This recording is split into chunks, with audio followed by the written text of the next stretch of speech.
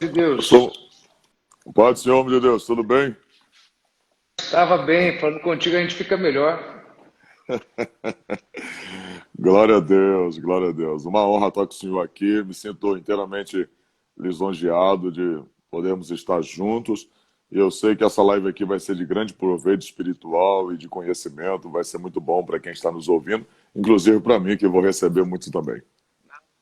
A gente vai ser abençoado por você. Antes de você entrar aqui, estava comentando que nesse momento que a gente está vivendo, aquilo que eu te mandei no WhatsApp a semana passada, você tem sido instrumento de Deus para muitos de nós pastores, incentivando os nossos membros e a todos continuarem firmes na fé, não desanimarem e a vencerem o medo, não é? Dominarem o medo, respeitarem a fé das pessoas, e tudo isso você está fazendo baseado naquele pensamento, que as coisas estão voltando ao normal e muita gente agora que está voltando ao normal vai voltar a trabalhar, vai voltar a estudar, mas parece que na hora de ir para a igreja não vai conseguir voltar, vai estar com medo. E graças a Deus, você está sendo um diferencial nesse país. Deus seja louvado pela sua vida, pela coragem que você está tendo, pela sabedoria. A gente, nesse momento, precisa de muita gente que possa ter coragem de pregar fé. Porque Deus vai usar a gente no limite da nossa coragem. E fé tem que ter Sim, coragem para falar. com certeza. Na verdade, reverendo, é, a gente tem visto agora, de fato, como está a estrutura da igreja. Acho que foi um momento como esse que dá para a gente avalizar bem como está a estrutura espiritual, psicológica, emocional da igreja, porque, na verdade, hoje tem como a gente fazer uma análise, pelo menos pelo que a gente está vendo e ouvindo de muitos servos de Deus, a gente está vendo de fato como está a estrutura da igreja, né? Como muitas pessoas estão pagando um preço muito alto por ouvir e não praticar. Ouvir e mesmo ver e não praticar, mesmo vendo tantos milagres, mesmo vendo tantas operações, manifestações, mas se não praticar o que houve na casa de Deus, a sua casa, sinceramente, estará na areia e o risco de cair é muito grande e o medo sobrepõe a fé dessas pessoas. Então, a gente está vendo literalmente como está o nível da igreja, mas graças a Deus que tem os líderes, né, que Deus levantou e muitos outros aí que, na verdade, acaba trazendo um ânimo para o povo, dizendo que o Deus que guarda a gente de Satanás é capaz de nos guardar numa pandemia como essa. Sei que é real, sei que se não tratar como qualquer outra doença, eu entendo, eu falo da letalidade do vírus, e qualquer outra doença, se não tratar, também ela traz a letalidade. Até uma pneumonia, se não tratar, ela vai levar o ser humano a óbito. Então, como qualquer outra enfermidade que vem, que surge, que existe em nosso meio, se não houver tratamento, vai ter uma letalidade sim, como vidas estão sendo ceifadas. Mas creio que o Deus é poderoso para continuar nos guardando. Mas deu para mostrar, pastor Manuel Neto, deu para se ter um parâmetro de o nível da igreja hoje, me deixou um pouco preocupado. Mas, por outro lado, muitos se levantaram, inclusive o senhor, o bispo Samuel Ferreira, seu pai, e muitos líderes se levantaram com ímpeto e com a fé alavancada para mostrar que a gente poderia continuar prosseguindo, que se caso acontecesse era permissão de Deus. Mas o fato de Deus permitir também, para concluir meu pensamento, não significa que ele vai deixar morrer. Por exemplo, ele permitiu Daniel entrar na cova, mas não deixou o leão comer, não é verdade? Exato. Jesus disse: a chuva vem sobre o justo e sobre o injusto. A vida sempre vai ser a vida.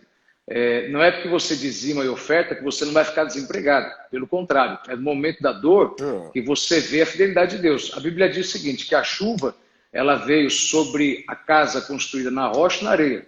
Veio, formou correntes de rios. Eles passaram pela mesma situação. A diferença não foi o que isso. passaram, foi o fim, não é? Eu tenho dito para pessoas, não se assuste, mas a grande verdade é uma frase que ninguém gosta de falar. Se Deus te chamou para partir agora, irmão, você vai partir agora, vai partir depois. até mesmo porque eu creio que você pode cooperar para isso, mas eu também creio que eu vejo muita gente pensar em suicídio e ali nos momentos para cometer um suicídio, Deus cria uma situação para que a pessoa não venha cometer isso, para não atrapalhar o propósito de Deus na sua vida. Então, eu tenho absoluta convicção que Deus tem pelejado por todos aí, Deus tem guardado, e você não está isento de passar por nada, porém, se você passar, nós sabemos que Deus será fiel para livrar você de todo mal. Assim como o nosso querido deputado Cezinha, pastor Cezinha, passou, mas está vivo, deu a volta por cima, né? E o que você falou é interessante. Agora a gente está vendo como é que são as coisas. Trovão, eu tenho dito sempre isso, a gente tem que respeitar a fé dos outros. Alguém diria para a viúva o seguinte: viúva, não faça o bolo que você vai morrer, não dê para o profeta. Mas ela soube que daria. Então, a gente tem que pedir, respeite a fé dos pastores. Eu parei aqui por 2 cultos, não é? Eu parei por um domingo e uma quarta-feira, porque foi quando deram a liminar, mas depois, com muito juízo, com muita tranquilidade, nós voltamos, porque a igreja, ela precisa continuar em pé. Até mesmo porque, vou aqui dar um exemplo que eu havia dito com você no WhatsApp. Parece loucura, mas não é loucura. Hoje está todo mundo com medo de sair de casa por conta de uma gripe. Qual que vai ser a grande tática do anticristo? Se você não negar Jesus, você morre. Então, peraí, vamos ver que agora é tudo um ensaio lá para frente. Eu vou falar aqui, só não entende quem está na carne, porque quem está no Espírito entende as coisas do Espírito. Então, hoje a gente está com medo de sair para pegar uma gripe. Aí eu pergunto, será que esse mesmo pessoal, no dia do anticristo, vai ter coragem de sair de casa e, na frente de uma arma, com uma arma na cabeça, vai negar Jesus? Aí alguém vai dizer, não, mas a gente vai adorar e vamos cantar na igreja, em casa, o culto online, etc. Peraí. Lá em Hebreus 13 já diz, não deixemos a congregação como muitos já fizeram, ainda mais agora que se aproxima o último dia. Há um poder que só vem sobre a igreja quando estão 2 ou 3 reunidos. Há um poder que vem para a igreja quando a gente está presencialmente. Ok? E aí ninguém pode querer vir falar de que a igreja primitiva não tinha igreja e se reunia em casa. Peraí, a igreja primitiva só foi ter igreja lá para o ano 200. Eles não tinham igreja. Não é? Essa era a grande dificuldade da igreja primitiva crescer. Quando todas as religiões tinham um tempo próprio, a gente não tinha um tempo próprio. Então não dá para usar a situação de lá como parâmetro aqui. A gente tem que respeitar a fé. Aí a pergunta que eu faço é a seguinte: no dia do anticristo, muita gente vai fazer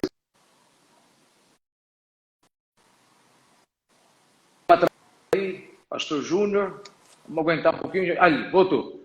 Então, no dia do anticristo, muita gente vai fazer culto dentro de casa, ok? Vai fazer lives, etc. Pergunta que eu te faço: do que adianta o camarada cultuar dentro de casa, falar em língua estranha dentro de casa, tomar Santa Ceia dentro de casa, se lá naquele dia, quando ele sair para fora, ele negar Jesus?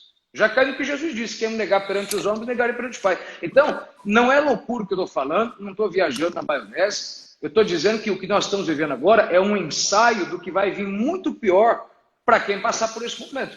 Né? Sim. Na verdade, o mundo está sendo testado, né? Não é uma teoria da conspiração. Esses dias, pastor Manuela, eu estou vários dias, às vezes, dormindo até 4 horas da manhã, eu estou procurando ver os documentários, vendo algumas coisas que já acontecem desde 1970, 1870, e vem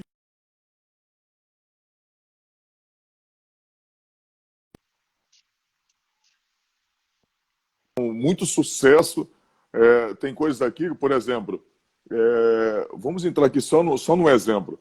Havia uma geração conservadora que vem de muito tempo, a geração que preserva a família, os bons costumes, os bons hábitos, né? Quanto tempo demorou para que se houvesse na televisão um beijo entre 2 homens? Muito tempo, mas conseguiram. E algumas coisas que vêm sendo estabelecidas, e ao ponto que vem se estabelecendo, vem se normalizando, as pessoas, o tempo vai passando, e alguém diz, não, é normal, é de cada um, mas você observa que algumas coisas vêm sendo quebradas. E eu estava observando que as barreiras que vão sendo quebradas e implantadas, elas vêm sendo trabalhadas anos após anos, séculos após séculos, até chegar aonde estamos hoje. Então, o que hoje está acontecendo no nosso meio é justamente um teste que já está sendo culminado para um golpe final, que já está sendo elaborado para um Ô, golpe Trovão, final. Hoje, vou falar uma coisa para você aqui, sem querer te cortar, te cortando. Você acha que quando aparecer o sinal da besta, não vai ter pastor que vai falar, não, gente, vamos pôr, mas o que mais importa é o sangue de Jesus que está na gente, que vai usar a Bíblia para contradizer a própria Bíblia. sim, vai. É tudo ensaio que a gente está vendo aqui, vai piorar depois. Não, com certeza, porque na verdade, reverendo, a gente sabe que existem líderes que, entre aspas, né, que não são líderes, na verdade. Tem muita gente hoje, que é como o senhor falou, gente que vai usar a própria Bíblia para contradizer a própria Bíblia. E, na verdade, os seus membros mesmo são um reflexo do próprio altar. Do próprio altar. Hoje eu vejo um líder, eu até entendo que um líder pode abrir a boca e dizer para o povo, vamos ter cautela, vamos ter prudência, vamos ser vigilantes, porque antes da oração vem a vigilância, o risco existe, tudo isso aí existe, mas não vamos deixar o medo sobrepor a nossa fé. Por exemplo, Josafá, quando ouviu que os amonitas e os moabitas e os da montanha de Seir vieram contra ele, aquela grande multidão, o texto diz que Josafá teve medo, mas o que ele fez? Levou o povo para a porta do santuário para clamar e disse, vamos jejuar e orar. Então, o medo não tem que me afastar de Deus, o medo tem que me levar para Deus, tem que ser um combustível para me levar até Ele e exercitar o que eu tenho de melhor, que é a minha fé.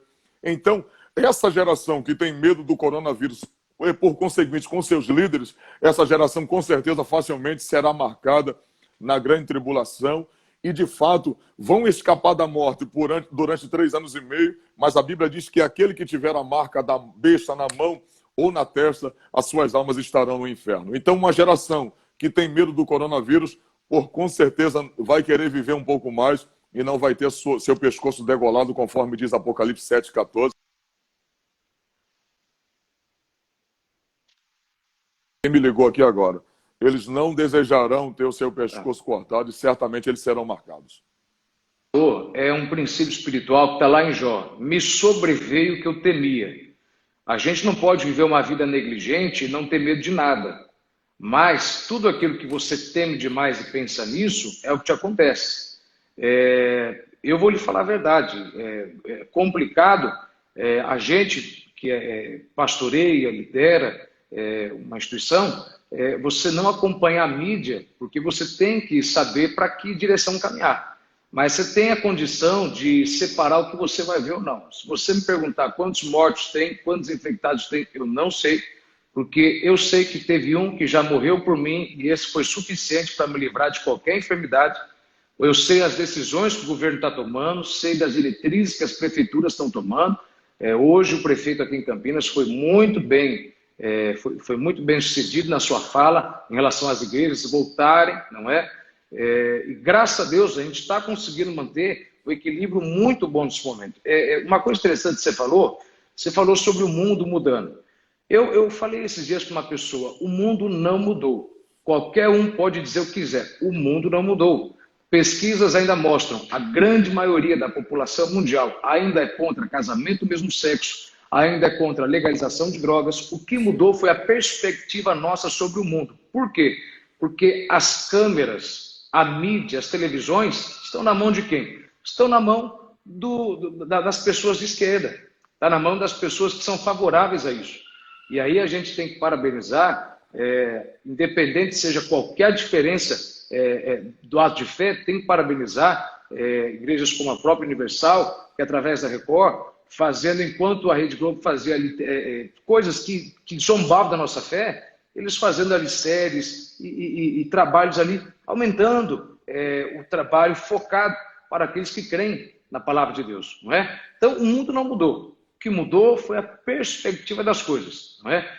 Hoje, a gente vê com muita clareza que eles nessa crise, pouquíssimos canais de televisão, pouquíssimos programas de jornalismo que conseguiram dar ênfase nos que foram curados e restabelecidos, ao contrário do que a grande maioria fez, que foi falar dos infectados, dos mortos, etc. Então a gente consegue ver que existe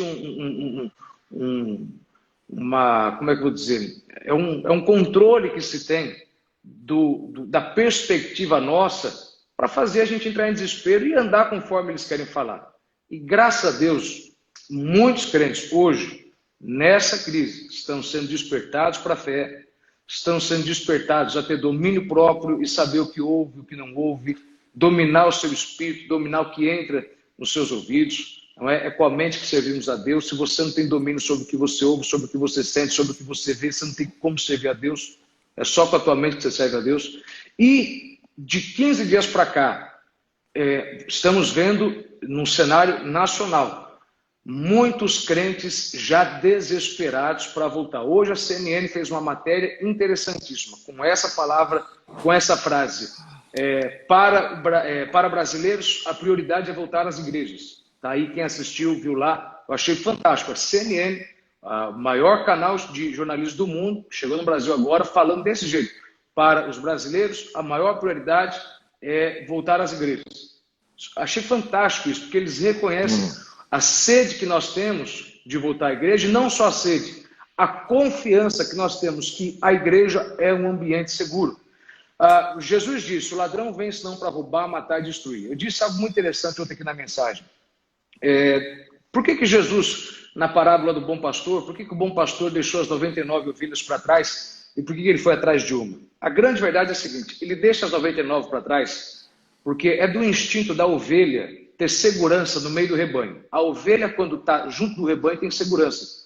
Então, por que ele deixou 99 para trás e foi atrás de uma? Porque ele sabia que as 99 estavam em segurança, porque o rebanho, quando está junto e está com o pastor, ele está em segurança. Ele está em segurança.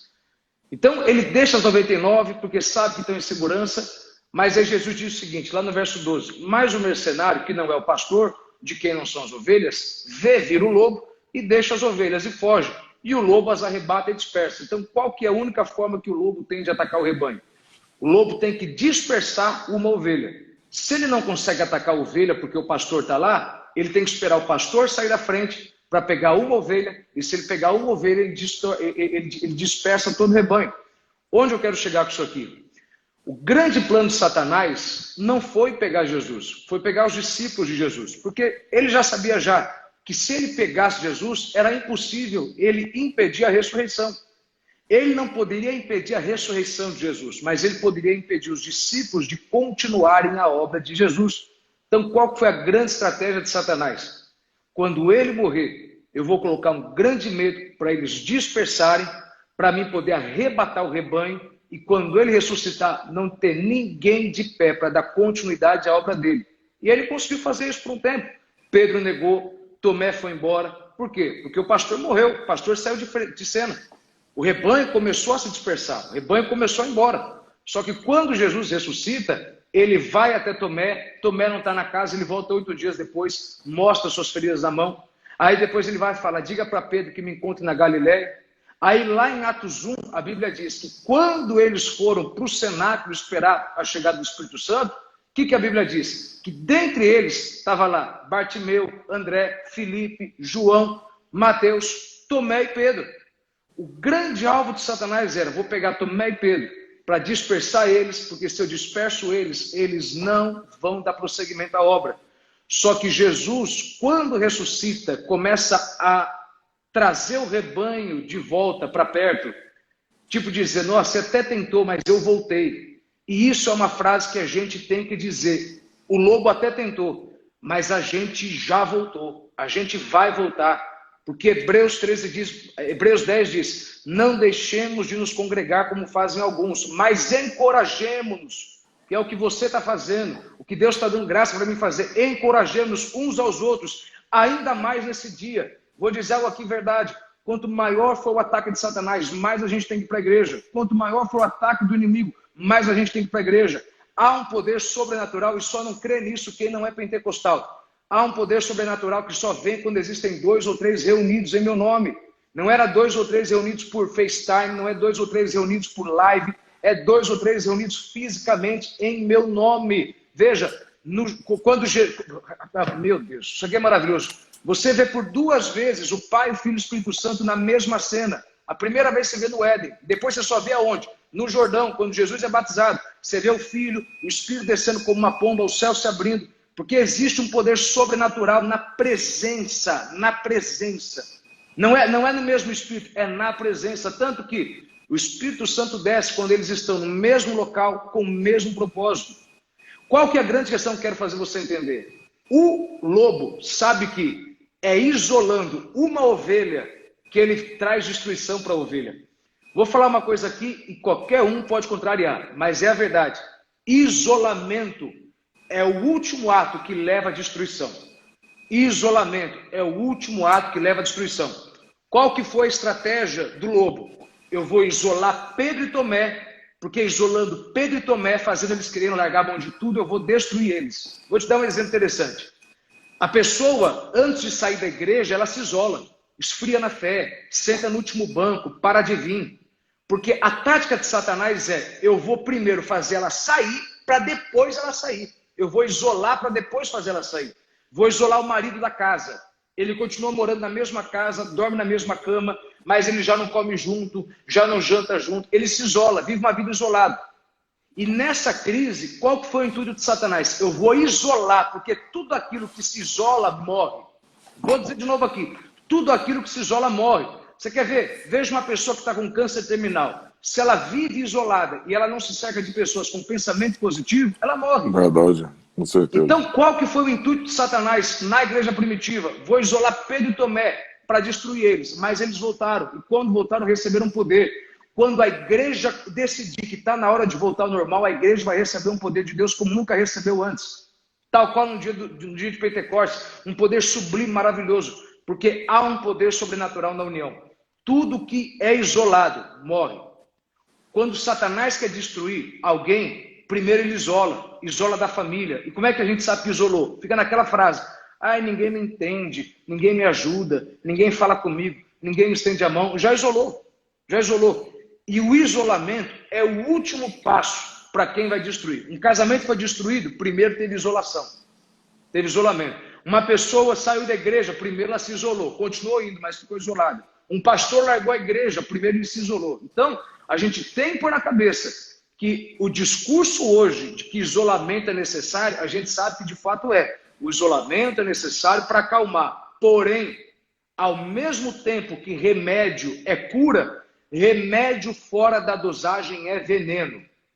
Qualquer remédio fora da dosagem é veneno. O isolamento é importante, mas tudo que se isola é uma questão de pouco tempo para morrer. E com certeza o próprio vulto, né, o leão dos profetas, o Elias, quando Jezabel deu aquela palavra para ele, dizendo, amanhã a esta hora, me faça aos deuses e tanto mais se eu não fizer contigo como tu fez com os meus profetas. Elias foi para dentro daquela caverna, se isolou, e a Bíblia diz que se Deus não intervisse, se Deus não fosse lá e chamasse ele para fora, tanto que gera parece um complexo de inferioridade em Elias, e Elias ainda abre a boca e diz, eu não sou melhor do que meus pais. Ele desejou a morte, Deus vai lá e intervém na vida dele. Deus tira Elias de lá, porque o isolamento faz com que, de fato, a gente se define dia após dia. Como é importante a comunhão, como é importante estarmos juntos, porque não adianta, Pastor Manuel Ferreira, eu acredito que a live ela está sendo um oxigênio para a vida de muita gente. Na verdade, o templo está fechado não por nossa vontade, mas por força maior. E aqui eu também queria até deixar aqui, abrir uma deixa aqui também, aqui, e falar para as pessoas que estão nos ouvindo agora, que fala até mesmo que religião e política não se misturam, só abrindo um parênteses aqui na live aqui, saber que foi por ordem de alguém que nós elegemos, seja qualquer governador e prefeito de todas as cidades e estados do Brasil, foi com o nosso voto que nós elegemos ele e partiu de uma ordem, de uma autoridade que nós constituímos, né, com o nosso voto como cidadão, que partiu de um homem só, a ordem que nenhuma igreja e outros estabelecimentos não poderiam ser abertos. Então, você observa aqui nas nossas organizações, igreja, né, organização, foi emitida uma ordem de uma autoridade que nós constituímos para que elas permanecessem fechadas e que, se desobedecessem, poderia haver o fechamento definitivo, o apreendimento dos aparelhos de sons e até prisão do seu próprio líder. Então você observa que o braço da lei entrou dentro das nossas instituições. Então vamos deixar de ser um pouco leigo e seguir a orientação também de D.L. Moody, quando ele disse: quando alguém crê que religião e política não se misturam, os maus estarão no poder e os falsos profetas continuarão nos púlpitos. Então, só abrindo um parênteses, mas a Bíblia diz que às 3 horas da tarde foi Pedro e João ao templo, ou seja, adorar ao Senhor, clamar ao Senhor, estar na presença do Senhor, porque live pode até te trazer uma palavra, live pode até te trazer um conforto, mas a live ela não traz comunhão, a live não tem como ter abraço, a live não tem como dizer tete a tete eu te amo, como foi bom você ter vindo. A live ela traz a comunhão, o tato. E eu vou dizer uma coisa, deixa eu aproveitar logo aqui e dizer: tem muita gente aí também que, por causa de internet, já não dá mais um abraço em alguém, já não vê mais a mãe há tanto tempo, já não vê mais o pai. E tem gente que só quer falar com o pai quando vê, só quer mandar hoje um abraço via online. Tem gente que se acostumou tanto com a internet, pastor Manuel Ferreira, que daqui a pouco manda para o filho que está longe um abraço, manda para o grupo um abraço, manda um beijo para o grupo, mas o próprio marido não abraça, o próprio filho não beija. Ou seja, tá se havendo um envenenamento familiar sem eles perceberem.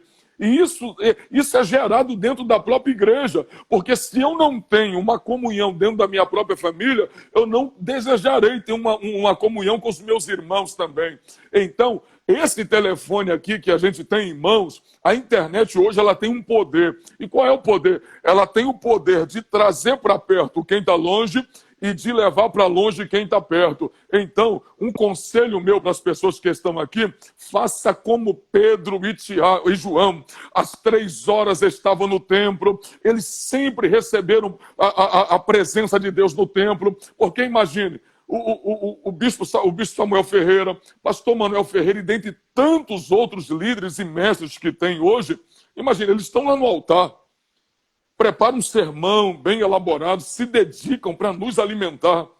E eu sou prova disso. Foi dentro de um templo que Deus mudou a minha vida. Ali eu ouvi uma palavra arrebatadora que há 22 anos atrás eu caí prostrado. Eu não tinha aonde derramar mais lágrimas, molhou o chão. Porque quando aquele homem de Deus pregou, a unção que estava sobre ele, a palavra que estava sobre ele, me arrebatou naquele momento. E fazem 22 anos, através da palavra que eu ouvi lá.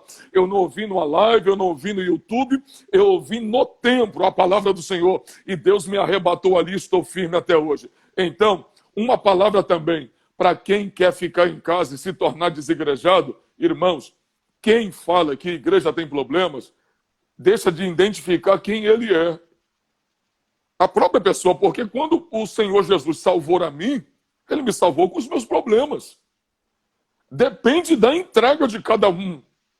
Depende da vida de cada um. Irmãos, se você faz uma faculdade e lá tem problema, você está fazendo o seu curso de Direito, você vai deixar de terminar o seu curso de Direito porque tem um problema dentro daquela sala de aula? Não, você vai continuar lá.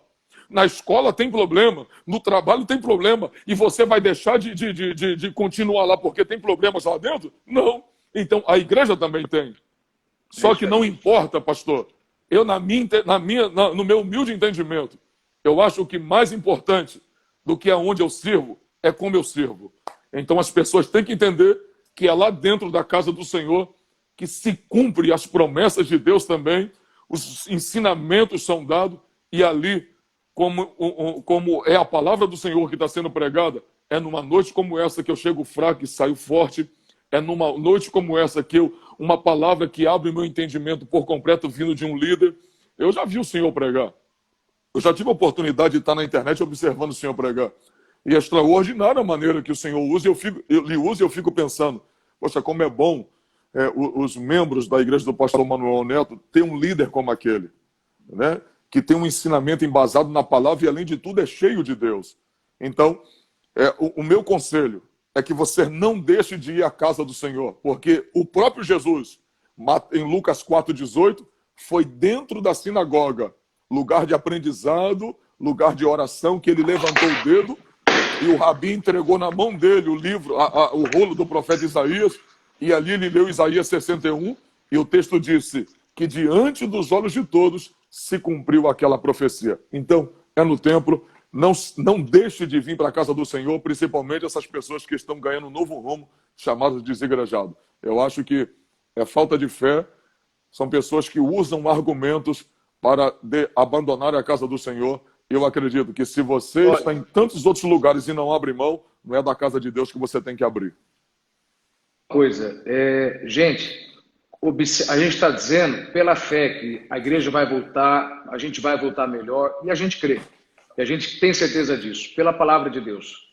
Mas observe na sua igreja local, vai ter gente que não vai voltar. Por quê? Porque quando o diabo quer te destruir, ele tem que te isolar. O diabo só destrói aquilo que está isolado. A ovelha só se perde se não está no rebanho. Por isso que o pastor deixou as 99 e foi atrás da uma, porque as 99 estavam seguras, estavam salvas. Você falou uma coisa interessante, que é sobre a internet. Vamos lá. Remédio é veneno fora da dosagem. Internet, ela é veneno. Na dosagem certa é remédio. Qual que é a grande questão pela qual Jesus trabalhou com pescadores? Por que ele não chamou padeiros? Por que ele não chamou, sei lá, farmacêuticos, médicos? Porque existe um poder muito grande na metodologia de trabalho do pescador. O pescador, ele pega um produto num ambiente e tira desse ambiente para um outro ambiente. Ele tem que ir no mar, tirar do mar e trazer para a terra. Qual que é a ferramenta que ele usa? Ele usa a rede. É a mesma coisa o homem de Deus. Por isso que o homem de Deus é comparado como pescador de almas e não um padeiro, e não um farmacêutico, não um médico. Porque nós vamos do mundo, arrancamos a pessoa do mundo, de uma dimensão, de um local, e trazemos para outro local, trazemos para a terra. Então, nós usamos ferramentas como o quê? Como a internet. A internet é a rede. A gente vai no mundo, pesca a pessoa, traz para a igreja.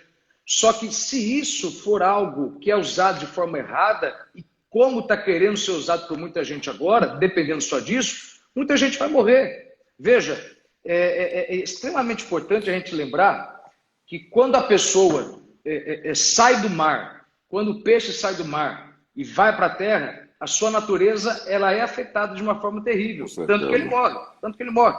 É a mesma coisa que quando a pessoa aceita Jesus. A pessoa aceita Jesus, ela tinha uma natureza, agora ela tem outra. Né? Eu até faço uma comparação. Quando a gente não tinha Jesus, a gente era igual ao porco. Porque existe uma diferença entre o porco e a ovelha.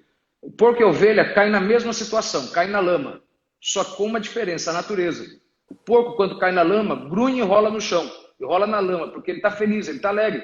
Ali é o ambiente natural dele. A ovelha, quando cai na lama, ela chora, porque ela sabe que ali não é o lugar dela. Então, o crente e o ímpio caem na mesma situação. Eles caem em pecado, eles pecam, caem em problemas difíceis. A diferença é, enquanto o ímpio quer ficar no pecado, a gente chora para Deus tirar a gente, porque a gente sabe que Deus mudou a nossa natureza. Qual que é o ponto que eu quero chegar? Se quem está agora nesse isolamento não está afim de voltar para a igreja, eu duvido que você é ovelha. Eu duvido que você mudou a natureza. Eu duvido que você nasceu de novo. Porque se você nasceu de novo, você tem sede, não é por lama. Você tem sede de pastos verdejantes. Se você está me ouvindo, e Jesus disse, eu sou bom pastor e as ovelhas conhecem a minha voz. Não é eu quem estou falando, não é o pastor Manuel Ferreira, não é o Júnior Trovão que está falando para você voltar para a igreja. É Deus quem está falando, porque você conhece a voz do pastor e conhece a voz do bom pastor. Você sabe que você está lavando a tua casa, você está tomando banho, você sabe que a tua igreja está voltando ao normal e você está ouvindo Deus te chamando, volta para a igreja. E aí você entrou nessa live porque Deus está te dizendo, volta para a igreja. Volta para a igreja. Você sabe que a igreja está aberta. Se não está aberto, ora e ajuda lá, incentiva pessoas, cumpra Hebreus 10, encoraje pessoas a voltar, mas volte para a igreja. Volte para a igreja. Você mudou a tua natureza. Você mudou a tua natureza. Tua natureza, quando você estava no mundo, era ficar em casa, era fazer tudo. Agora você quer ficar em casa por quê? Porque você não tem que dizimar, você não tem que ofertar, você não tem que falar língua estranha, você não tem que ouvir ninguém dizendo, fala para quem está do teu lado. Então, eu duvido muito claro, veja, tem gente que tem uma expressão de fé e não tem fé. Tem gente que não é pastor, ele é mercenário. Sabe como é que eu descubro? Eu descubro agora. Muita gente que suava a camisa, chorava no púlpito para pregar para 5, 10 mil, mas agora, para uma câmera ligada na frente com a igreja vazia, não está suando, não está pregando. Por quê? Porque ele não era pastor, era mercenário. Mercenário, era profissional da fé. Profissional da fé. Veja lá, eu estou falando aqui para um amigo, estou falando aqui para muitas pessoas que estão me ouvindo. Me ache uma vez que você vai ver o Júnior Trovão evitando suar a camisa porque está gripado. Me mostra. O Júnior, ele prega para uma igreja de 100 pessoas da mesma excelência que ele prega para 1000 e para 10 mil, porque ele sabe que foi pregando para 10 que fez ele ter condição de pregar para 2000. Então, o Júnior Trovão não é mercenário, ele não é profissional da fé, ele é pastor. Ele é pastor. Essa é uma crise que Deus está despertando muito crente para verificar onde ele está congregando, o pastor que ele diz que é pastor, porque eu duvido muito. Se o teu pastor não está pregando sobre fé e ele não está tendo a coragem de falar aquilo que a Bíblia diz, eu duvido que você tenha um pastor. Existem mercenários na igreja, existem pessoas que é o que Jesus disse, são ladrão, existe isso. E você que está me ouvindo, você tem que ver que essa é uma crise para você analisar se você está congregando num lugar onde tem um homem de Deus ou tem um homem que quer viver às custas da obra de Deus. Ok? Aí você responda para mim. Será que não é um momento de você mudar a sua forma de lidar com Deus? Será que não é um momento de você mudar de igreja? Ou então, será que não é um momento de você mudar você mesmo? Porque você está numa igreja que já voltou a ter culto, mas você não quer ir para lá e você tá alegre de ficar em casa, está feliz de ficar em casa e na boa, Trovão. Depois que o camarada virou crente, depois que ele aceitou Jesus, se o cara está em casa, mas não chora de vontade de ir para a igreja, não chora. Rapaz, você pode ser o cara mais duro que for, você pode ser um cara que não chora por nada. Se você aceitou Jesus, se você não sente falta da igreja a ponto de chorar, então você não mudou tua natureza. Você ainda é um porco, você não é ovelha. Você caiu na lama, mas você está rolando na lama, porque a lama para você tanto faz como tanto fez. Você aceitou Jesus, tanto faz como tanto fez. Ficar em casa assistindo Fantástico. Então, muita gente nessa crise, quando acabar, não estou profetizando, não. Eu estou falando que Jesus disse, muita gente vai se perder. Jesus disse, eles receberam aquela palavra, eles tiveram uma expressão boa, mas não permaneceram porque não tiveram uma raiz. Não foram enraizados, a palavra não criou raiz. Tem gente que não vai voltar para a igreja, vai ficar em casa. Por quê? Porque tudo que se isola, o diabo destrói. E, Trovão, Deus está passando uma vassoura na igreja, seja no altar das igrejas, despertando a fé. Gente, tenha a sua fé, mas não queira questionar a fé que Deus diz. Batismo no Espírito Santo é uma ordenança divina. Uma fé que remove montanhas é uma ordenança divina. Vamos parar com esse negócio de que eu adoro do meu jeito. Não existe o seu jeito de adorar. Para isso, Deus deu ordenanças no Velho Testamento, porque tem jeito de adorar. Você tem que ter uma postura para sentar na igreja. Você não pode vir de boné na igreja, de shorts, porque você não vai ver o presidente da República assim. Se para ver o presidente da República você põe uma roupa boa, você toma um banho bom, imagina para ver o Deus dos deuses. Imagina para ver o Rei dos Reis. O que eu quero dizer com isso aqui? Se existe na Bíblia Sagrada ordenança para adorar, existe ordenança para ter fé. Não queira achar que a tua fé é uma boa fé só porque a tua fé causou coisas boas na tua vida. Tua fé pode ter movido algumas colinas. Para a montanha que está na tua frente, você tem que ter uma fé maior. Tua fé pode ter movido algumas campinas. Para o mar que está na frente, você tem que ter uma fé maior. E a fé maior que você precisa, Deus tem que aumentar. E Deus está usando essa crise. O que é fé? Fé é o firme fundamento das coisas que se esperam e prova das que não se vê. Fé é o firme fundamento, a fundação. Quanto mais alto é a edificação, mais baixo tem que ser a fundação. Se Deus tem algo grande na vida de alguém, Deus tem que fazer uma fé ser grande. E a fé só é grande em momentos de crise.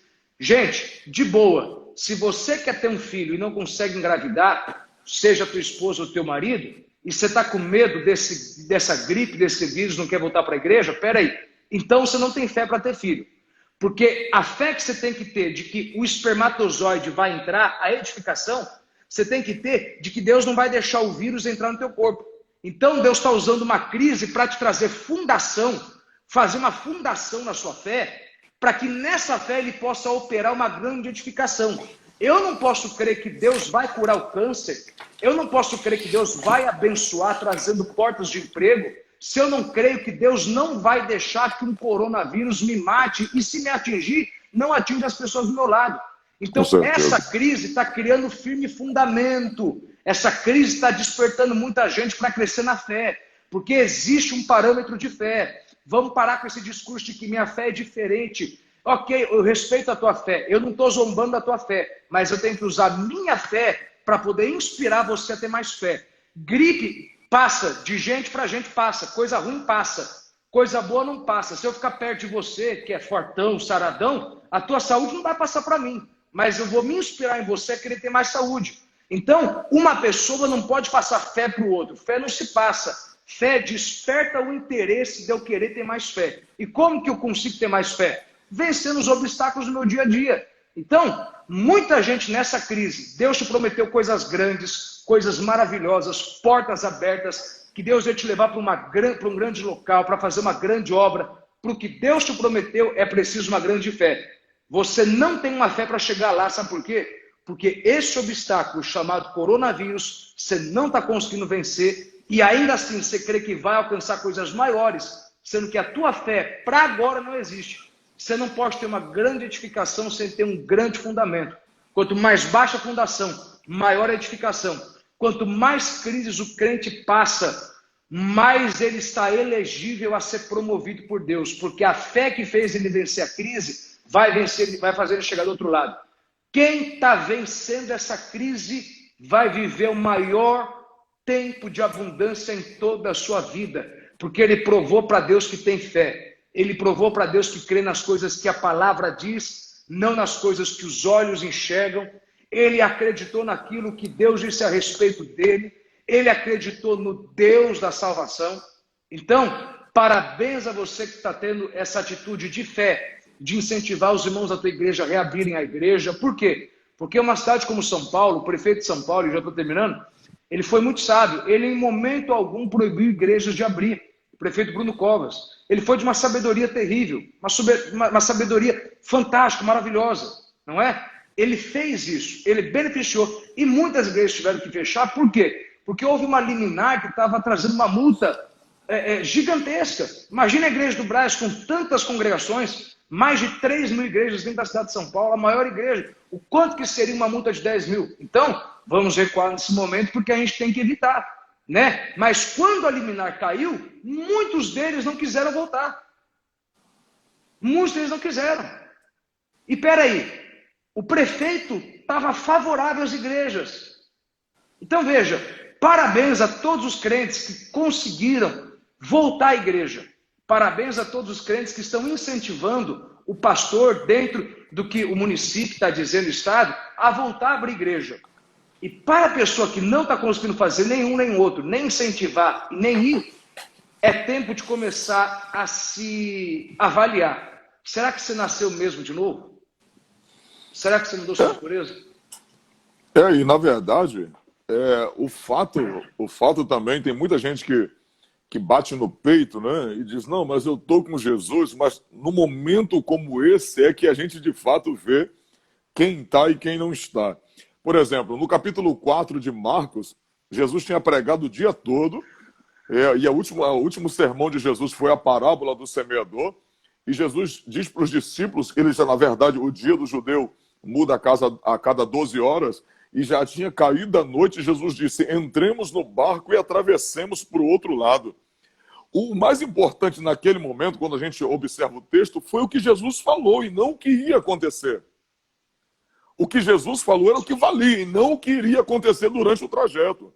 Ele disse, nós vamos entrar no barco e vamos atravessar para o outro lado. Então, foi ele que chamou. Ele disse, vamos entrar, vamos entrar. Então, o que valia naquele momento era o que ele disse e não o que iria acontecer. Só que no trajeto, Jesus está cansado, Jesus dorme na parte inferior do barco e na parte superior do barco está acontecendo a tempestade. E o que acontece? Eles olham para a tempestade e o texto diz que eles sentem medo. Aí Pedro vai chamar Jesus quando observa que seus recursos como conhecedor do mar da Galileia, conhecedor como se mexe na proa, como se mexe no barco, como se saía de outras tempestades. Ele viu que nada daquilo estava valendo a pena. Os seus recursos se esgotaram, ele vai chamar Jesus. Ele diz: mestre, não te importa que pereçamos? E o Senhor não vai nos socorrer? Jesus levanta, e quando Jesus levanta, chega na parte superior do barco, Jesus disse: homens de pequena fé, não tendes fé para acalmar essa tempestade? Observa que a tempestade continua, mas Jesus continua falando com eles. Jesus está dizendo: o problema no barco não é a tempestade. O problema no barco são vocês. Então, numa crise, o maior problema não é o que está acontecendo, são quem serve a Jesus. É o que está acontecendo hoje, essa geração. O problema o que está acontecendo hoje no contexto atual, o problema para Deus não é o coronavírus. O problema para Deus é quem está servindo a Ele. O nível da fé das pessoas que estão servindo a Ele. Porque Jesus falou o nível da fé dos discípulos, homens de pequena fé. A fé que vocês têm, ou seja, existia uma fé, pastor, mas era pequena. Esse nível de fé que vocês estão não é suficiente para acabar com esse problema e nem para finalizar ele. Aí Jesus pega a mulher, aí eu tenho que falar, pastor. Aí Jesus pega Jesus pega a mulher Ciro-Fenícia, no capítulo 15, verso 22 de Mateus, está nas regiões de Tiro e de Sidom. Aquela mulher clama ao Senhor e Jesus fala para ela no final: grande é a tua fé, e seja feito conforme a tua fé. Ela não foi buscar nem por ela foi buscar pela filha. Quando eu estou na fé, quando eu estou batendo de frente com o problema que está me afligindo na minha casa, mas a minha fé é maior do que o problema que me aflige, aí Jesus dá um checkmate, Jesus dá uma solução e diz: seja feito conforme a tua fé. Aí observa, tem os discípulos de pequena fé, a mulher Ciro-Fenícia com uma grande fé, aí tem um centurião com uma fé inigualável. Jesus disse: grande é a tua fé, nem em Israel encontrei uma fé igual a sua. Então, pastor, onde eu quero chegar? É que tem gente que também tem que respeitar um líder que tem uma fé como o do Senhor, como de outros homens de Deus, do seu pai, de tantos outros homens de Deus que tem nessa nação, que está num nível de fé também diferenciado e tem que respeitar. E quando a gente se levanta para se posicionar, alguém quer apedrejar.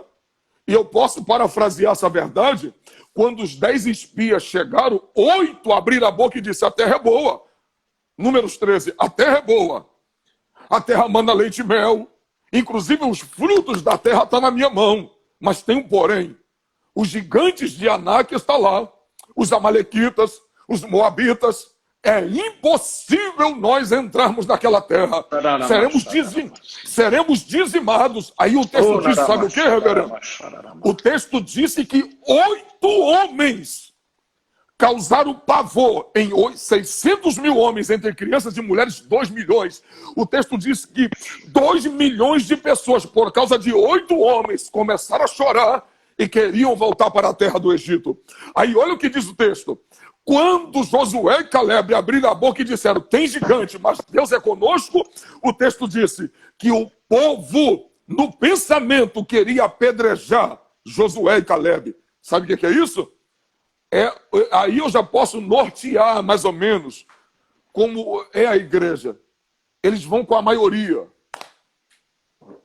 Se a maioria abrir a boca e concordar, mas se os meus pregadores de estimação, se o meu mestre, segundo a minha concupiscência, falou, eu aceito. Então, observa que 8 homens, pastor, falou para 2 milhões de pessoas e eles queriam voltar atrás.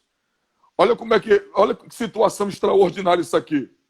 Eles já tinham visto a coluna de fogo, eles já tinham visto a nuvem de noite, e a nuvem de dia e a coluna de noite. Observa que eles viram milagre. Mas o que Deus tinha falado para Moisés? Eu vou dar a terra que mana leite e mel para vocês. Então ver e não praticar o que houve não dá estrutura. Interessante isso aqui. Até fazer uma pergunta. Eu tô numa fome danada. Eu acho que acabando aqui eu vou ali no McDonald's comer alguma coisa. Mas se eu pudesse, eu agora, estou aqui na igreja, se eu pudesse, eu comeria um McDonald's. Mas eu não posso. Só que eu tenho que vai me dar um McDonald's. Olha que coisa interessante. Isso aqui não é um McDonald's, isso aqui não é um Big Mac. Mas isso aqui é o firme fundamento das coisas que se esperam e prova das que não se veem no mundo natural. No mundo natural, isso aqui não é comida. Isso aqui me provê comida. Por que a Bíblia diz que sem fé não podemos agradar a Deus? Porque o que o dinheiro faz no mundo, a sua fé opera no mundo espiritual. Você dá a sua fé e Deus te justifica. Você dá a sua fé, veja, fé é a moeda que rege a economia dos céus. Assim como o dólar rege os Estados Unidos, a fé rege o mundo celestial. Se você não apresenta para Deus algo para dar, Deus não pode liberar o que ele tem no tesouro do céu. Então, qual que é a grande questão? Tudo que Satanás está fazendo é para que a gente perca a fé. O diabo não quer o seu carro, o diabo não quer a sua casa, não quer a sua família. O diabo não quer teu carro porque o diabo não dirige. Tá? O diabo não quer o teu filho porque o diabo não precisa de filho. O diabo não quer a tua esposa porque o diabo não tem esposa. Então, por que o diabo vira e volta, ataca o carro, ataca a família, ataca a saúde? Por que o diabo está atacando com esse coronavírus? E Deus está usando isso também, porque a Bíblia diz que Deus usa o mal para o dia do seu bem, ok? Deus está no controle do mal. Lembra do espírito mal que estava sobre Saul? Era um espírito que vinha da parte de Deus. Deus usa o mal para o seu bem, né? Mal como instrumento de justiça. Então, por que então o diabo está usando isso? Sabe, o diabo quer me matar? Veja, vou dar um exemplo aqui maravilhoso para você. Quando houve o 11 de setembro, o objetivo não era matar quem estava nas Torres Gêmeas. O objetivo não era matar quem estava no Pentágono, ou no Capitólio, ou na... Não, não era. O objetivo não era matar. O objetivo do ataque terrorista não é matar. É matar quem está vivo. Porque o objetivo é o seguinte, é fazer você viver debaixo de uma ameaça a ponto de você vai perder a sua fé. A sua fé. Olha para o teu dinheiro. O teu dinheiro é a representação no mundo do que a sua fé faz no céu. É uma troca. Você entrega para Deus. No reino do céu você não tem que ter dinheiro para comprar uma casa, nada. Se você tiver fé, você dá a tua fé para Deus, você tem uma casa. Você dá a tua fé para Deus, você tem um filho. Você dá a tua fé para Deus, você tem um chamado. Porque a fé é o firme fundamento das coisas que se esperam. A fé não pode me dar comida, mas a fé vai me prover comida. A fé não me dá roupa, mas a fé vai me prover roupa. A fé não me dá uma casa. Eu não posso morar na fé, mas a fé vai me prover onde morar. Assim como eu não posso comer isso aqui, mas isso aqui me proveu o que comer. Então, quando o diabo quer tirar a tua fé, porque a tua fé é o que rege o mundo espiritual, o que o diabo faz? O diabo lança ataques terroristas. Ele vai matar 3.000, para quê? Para fazer 3 milhões viverem uma vida aterrorizados, trancados em casa, sem ter fé para sair. Você está vendo como é que isso aqui é forte? Então, o que a gente está vivendo é um ataque terrorista satânico. Ele está matando muita gente, não porque ele quer matar aquelas pessoas. O alvo dele não é quem ele matou, o alvo dele é quem está vivo. O alvo dele é fazer o quê? Qual foi o alvo do 11 de setembro? Não era quem morreu nas Torres Gêmeas, era quem viveu, os outros 300 milhões de americanos. A gente quer que eles vivam uma vida todo dia aterrorizados com medo. Então vamos matar alguém para eles viverem pensando assim, pode ser que o próximo sou eu. Onde que eu posso provar isso na Bíblia? Elias tinha medo dele ser o próximo a morrer. Ele falou, quer saber de uma coisa? Eu vou fugir, porque vai que eu sou o próximo. Então, termino com essa palavra. O que estamos vivendo é um ataque terrorista espiritual. O diabo matando muita gente, mas o objetivo não é matar eles, é matar eu e você, para que a gente viva uma vida, mas não tenha vida com abundância. Viva uma vida trancada em casa, não tenha coragem de ir para a igreja, para que a gente perca a nossa fé. Se a gente perder a nossa fé, a gente perde o que tem de necessário para poder mover o reino dos céus. Oh, falou tudo, reverendo. O senhor finalizou com muita propriedade. E finalizando o que eu estou dizendo ali em números, se o povo ouve, mas não tem estrutura, o povo quer voltar e não toma posse daquilo que é dele. Ou seja, a caminhada para aquele povo cessava ali. A terra prometida era para todos eles. Mas como o povo via, mas não colocava em prática, no momento de adversidade, olha que coisa interessante, sem lutar, sem conhecer a terra, sem ir lá, já foram destruídos, já foram derrotados só pelo ouvir. Infelizmente, essa geração hoje vai deixar de ir à casa de Deus, vai deixar até mesmo de congregar, mas aqui eu quero abrir só um parênteses aqui. Tem muita gente que vai ficar com medo até mesmo de ir na igreja, mas vão deixar de trabalhar? É uma pergunta para ser feita. Vão deixar de ir ao trabalho? Vai deixar de ir à Mercado, escola? Não, porque... mercado é um lugar gelado, onde o vírus está vivo. E vamos falar assim, não, pastor, eu tenho que ir trabalhar porque eu preciso comer. E você, sua alma, não precisa se alimentar? Precisa. É a tua Então, alma alimentada que vai te prover o teu dinheiro. Não é o teu dinheiro que vai alimentar a tua alma. isso. Então, a linha de pensamento que o senhor puxou agora no final, eu vejo centenas e milhares de pessoas, como 2 milhões de pessoas, foram totalmente abaladas por 8 homens que deram a mesma notícia. Hoje as pessoas não precisam ser mortas no corpo. Elas só precisam ser dizimadas na sua alma, na sua mente. E o diabo sabe o que fazer com elas. Eu me lembro que alguém disse que uma vez Satanás estava aposentando suas armas e alguém perguntou quando chegou no inferno, na ilustração, perguntou que alma é aquela ali, aquela arma tão gasta, e por ela ser tão gasta é a mais cara e a mais velha. O diabo disse, aquela é o desânimo. Toda vez que eu conseguia usar aquela arma em alguém, eu conseguia fazer dele o que eu queria. Muita gente está desestruturada na sua alma. Aquele homem, o leão dos profetas, o Elias, quando a palavra de Jezabel entrou e desestruturou Elias, acabou aquele profeta. Acabou aquele homem que encarou 850 homens num dia e no outro dia pediu a morte. Então, cuidado com aquilo que você ouve, aquilo que você vê, né? Ouve e deixa entrar na sua alma e causa uma desestrutura total. Então, um homem como esse, a mensagem que você está ouvindo agora, está dizendo para você, continue na casa, na presença de Deus, em primeiro lugar, porque antes do diabo te arrancar da igreja, ele te tira da presença de Deus. Mas quem está na presença de Deus vai à igreja. Ele continua congregando, ele continua na casa do Senhor, porque o próprio salmista disse no Salmo 122, eu alegrei-me quando me disseram vamos à casa. Aqui tem um segredo. No Salmo 122, Davi não podia ir mais à casa de Deus porque estava velho.